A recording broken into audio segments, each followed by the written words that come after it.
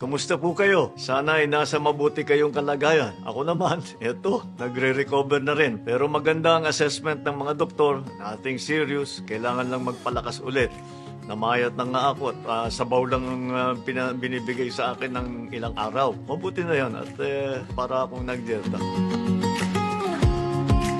Ang usapin natin ngayon ay tungkol sa mga pulisiya. Alam niyo po, bukod sa malakihang proyekto at iba't ibang mga programa ng pamahalaan, isang bahagi ng trabaho namin ang magpakilala ng mga bagong pulisiya. Pulisiyang magpapagaan sa buhay ng tao. Paano natin malalaman na ang isang pulisiya ay maganda? Ang isang pulisiya na maganda ay matutupad kung anuman ang inyong ninanais, halimbawa para sa pamahalaan, para pagandahin ang buhay ng tao, para magbigay tayo ng magandang healthcare, para matulungan natin ang mga mahirap, para pababain ang presyo ng mga produkto, paano natin pagandahin ang ekonomiya. At kasama dyan sa pulisiyang yan, ang ibig sabihin ay ginagbibigay ng gabay kung paano natin aabutin ang ating mga pinapangarap. Pangalawa, nakakatulong sa pagpapabuti ng pag-uugali, behavior at pag-iisip ng mamamayan. Pangatlo, madaling maintindihan ng kung sino man ang kailangan magpatupad ng pulisiya na yon. Pang-apat, kayang ma-enforce at mag-implementa. Panglima, nakakatulong sa mamamayan, hindi pampabigat, hindi perwisyo. Sa ibang bansa, higit na mapapansin ang epekto ng pulisiya sa kultura at pag-uugali ng tao. Una dyan siyempre, ang pulisiya sa pandisiplina. Halimbawa, tanyag ang Singapore sa pulisiya na pagbabawal ng bubble gum. Pinagbawal ang pagbebenta at pagpapasok nito sa bansa dahil napakahirap linisin at kapag idinidikit kung saan-saan. Maraming insidente na na-stuck ang mga pinto ng tren dahil sa improper disposal.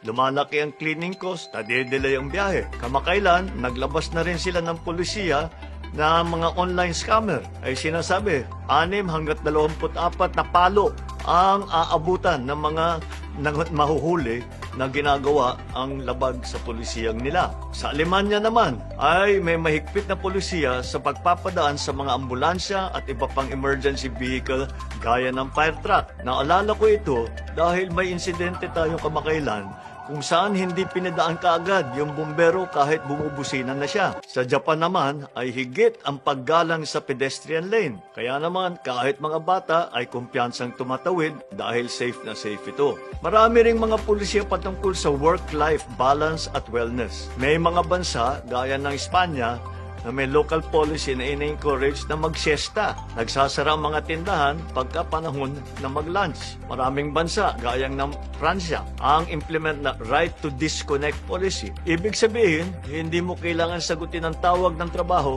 kapag wala sa oras at outside working hours. Hindi bagay sa Pilipinas yan dahil masyadong masipag ang Pilipino kahit anong sabihin mo, sasagutin at sasagutin nila yan. Sa Belgium naman, isa sa pulisiya nila at sila yung nauna rito ang tinatawag na 4-day work week. Ibig sabihin, sa isang linggo, 4 na araw lang ang trabaho. Lahat ng pulisiyang ito ay inisip para magkaroon din ng mas magandang productivity ang mga mamamayan at mabawasan ang tinatawag na burnout. May iba namang bansa na may special policy sa kalusugan. Malalaking tax ang ipinapataw sa mga sugar products para ma-discourage ang mamamayan na masyadong ang pagkonsumo nito. Isa ang Mexico sa gumawa nito. May version din ng UK, Middle East, pati na rin tayo dito sa Pilipinas. Sa New York, ipinagbawal yung tinatawag na trans fat. Hindi ka pwede na mag-serve ng pagkain na may trans fat na laman. Ito ay paraan para labanan ang obesity at diabetes sa mamamayan natin. Maganda lahat yan. Yang sa road courtesy, kailangan natin yan. Pati yang sa kalusugan, kailangan din natin yan. Pero ang tingin ko, kailangan natin tutukan ang mga lumang pulisiya na nagpapabagal at nagpapahirap sa mga government transaction, sa ease of doing business. Ika nga, tanyag tayo sa polisiyang kailangan ng ID para mag-apply kumuha ng ID. Isang refleksyon ng manapakalumang sistema. Mahilig din tayo sa mga pag-fill out ng duplicate o triplicate. Yung mga abogado, kung yung kopya na hinihingi nila, dose-dosena. Sangkatutak ng mga form na pare-pareho naman ang hinihiling na impormasyon. Physical appearance sa mga transaksyon na pwedeng digital na. At marami pang iba na pampagulo lamang. Hindi tayo dapat pumipila ng madaling araw sa opisina ng gobyerno para lang kumuha ng isang dokumento. Kaya isa sa pinagtutuunan natin ay ang eGov app at digitalization ng government system. Maraming masosolusyonan na problema ito.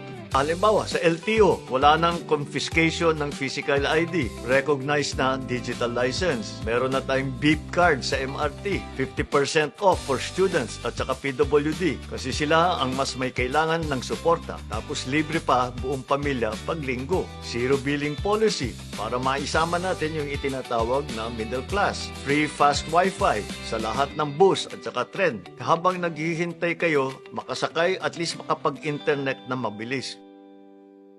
Makikita mo sa mga pulisiya ang mga pinapahalagahan natin sa ating bansa, ang disiplina, ang seguridad, kalusugan, at iba pa. Dito sa ating bansa, marami pang pulisiya ang kailangan natin baguhin at rebasahin. Nakikita natin sa balita at naririnig natin ang mga kababayan natin ang kanilang mga reklamo. Nakikita natin sa ating mga nakasanayang pamamaraan na pinaglumaan na ng panahon. Tila maliit na bagay pero laking perwisyo sa tao.